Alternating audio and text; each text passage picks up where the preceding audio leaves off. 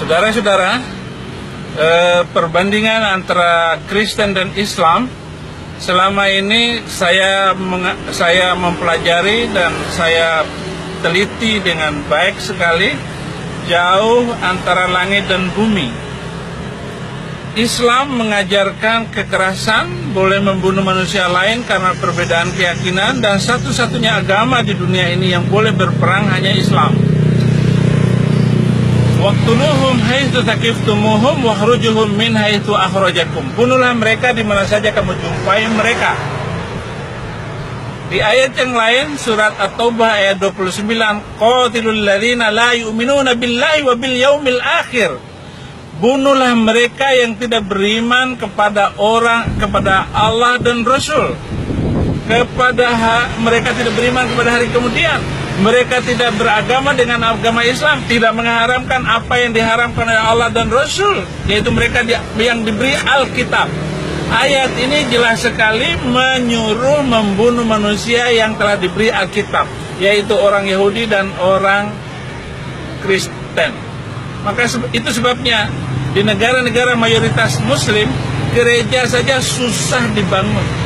Kenapa? Karena ajaran yang begitu mengerikan. Tidak ada. Sementara Yesus mengajarkan begini, Matius 5 ayat 44, kasihilah musuhmu dan berdoalah untuk orang yang menganiaya kamu.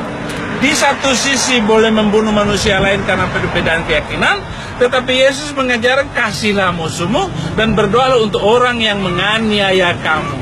Ini luar biasa, saudara-saudara. Di sana banyak orang susah untuk membangun gereja, tetapi di tempat lain orang boleh melakukan apa saja, maksiat dan sebagainya. Maksiat diberi, tetapi orang beribadah kepada Tuhan dilarang. Itu perbedaan-perbedaan. Apalagi di dalam Alkitab dengan Al-Quran itu beda jauh sekali. Misalnya, Ibu Yesus Kristus dalam Al-Quran itu adalah Maryam, saudara Harun, kakaknya Musa. Bagaimana mungkin Al-Quran mengatakan seperti itu? Tidak ada cerita di dalam Alkitab bahwa Maryam, ibu Yesus adalah saudara Harun, anak dari turunan Imron. Tidak ada. Maryam tidak punya saudara laki-laki. Tidak ada. Inilah sebabnya saya katakan bahwa Al-Quran ini bukan firman Tuhan. Bukan firman Tuhan. Jadi karangan dari Nabi Muhammad. Belum lagi kalau kita memperhatikan ayat-ayat yang berkaitan dengan perkawinan Nabi. Semua ayat-ayat Al-Quran itu untuk membela Nabi. Lalu dipanggillah Jibril untuk membenarkan semua perbuatan Nabi. Misalnya di dalam Al-Quran surat An-Nisa ayat 3, laki-laki hanya boleh beristri 4, tetapi Nabi Muhammad istrinya 11.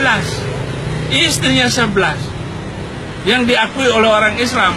Yang saya baca dalam kitab Al-Halabiyah, itu istrinya 23 orang. Jadi beda jauh semuanya ini. Nah, kalau ayat-ayat itu semuanya membenarkan perbuatan Nabi. Bagaimana Nabi menikah dengan Zainab binti Jahsy, menantunya sendiri, yaitu istri dari Zaid bin Harithah. Zaid bin Harithah, dia menikah dengan menantunya itu tanpa masa idah. Jadi tidak ada idah. Begitu diceraikan langsung menikah. Dalam ajaran Islam, laki-laki yang mengawini istri seseorang itu ada arba'ah ruku, arba'ah quru, 4 kali haid. Tetapi tanpa haid, itu dilewati semua, dilanggar semua. Muhammad menikah juga pada bulan haji, padahal dilarang menikah pada bulan haji. Larangan keras, tidak sah haji seseorang kalau melakukan perkawinan, menikah pada bulan haji. Tapi semuanya dilanggar apa yang diajarkannya itu. Nabi Muhammad tidur dengan Maria Kibti, menikah dengan Maria Kibti. Tetapi apa yang terjadi? Istrinya Hafsah marah karena ditiduri. Akhirnya turun ayat surat ke-66 ayat 1. Hai Nabi, kenapa kamu mengharamkan apa yang dihalalkan oleh Allah bagimu? kamu hanya sekedar mencari kesenangan hati istri-istrimu, padahal Allah lah yang lebih kamu taati, lebih kamu hormati. Jadi ayat ini membolehkan menikah dengan budak, bukan menikah, tidur dengan budak. Maka TKW yang dikirim ke Arab Saudi itu banyak yang hamil. Bulan ini sudah ada 234 TKW sedang menanti hukuman pancung.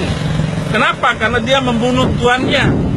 Nah, tuannya itu sebenarnya tidak salah, karena tidur dengan pembantu itu dibolehkan dalam Al-Quran, bukan 1-2 ayat.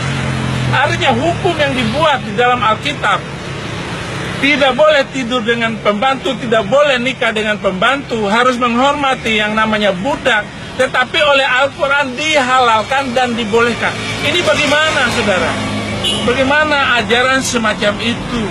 Itu sebabnya saya pindah dari ajaran yang nggak jelas itu. Saya meninggalkan Islam itu sendiri yang sudah membesarkan 41 tahun.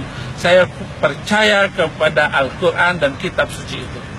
Dan saya percaya, bahkan anak saya 3 orang itu saya kasih nama Fikri Khomeini, Saddam Hussein, Muammar Gaddafi. Kenapa? Karena begitu hebatnya iman saya kepada Islam, begitu fanatiknya saya menjadi orang Islam pada waktu itu. Nah, tapi sekarang bubar karena saya telah melakukan perbandingan antara Alkitab dengan Al-Quran. Nah, buku yang sedang Anda baca ini adalah buku di mana perbandingan yang jelas dan hukum yang jelas, aturan yang jelas, jelas semuanya bahwa Alkitab itu adalah terang Tuhan, terang yang menerangkan, berkat yang memberkati. Itulah yang saya nikmati selama ini. Dan saudara-saudara, kalau saudara membaca lagi buku ini, maka saya percayakan iman saudara. Saudara bisa baca, saudara bisa telaah lagi debat saya dengan kiai-kiai itu. Anda bisa baca lagi dan lihat notasi-notasi Alkitab yang saya tunjukkan dan notasi-notasi Al-Quran yang saya tunjukkan kepada saudara. Saudara bisa menilai sendiri, ambil keputusan sendiri.